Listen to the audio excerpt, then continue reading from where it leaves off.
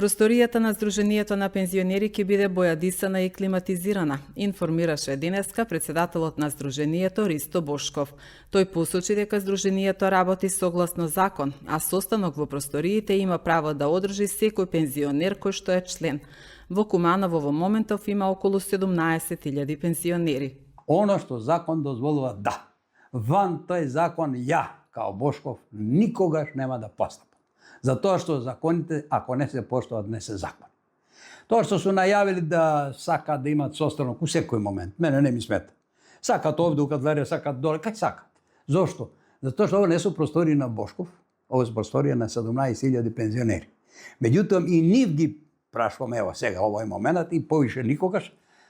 И онај пензионер од ВКФ и онај од Стрима бара и он раскладување. Никогаш не сум поставили. Секој наш пензионер одваја 2,75 динара месечно. Месечно.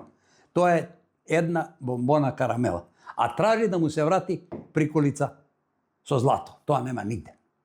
И затоа не сум против ништо. Браво за нив. Треба. Еднаш се сослушав една група, меѓутоа одбори само иницијативни, тоа не ме интересира. И не се пуштам во тоа е нивно право. Видите, сите ние имаме кој свое право. Правото е онда додека го користимо законските одредби.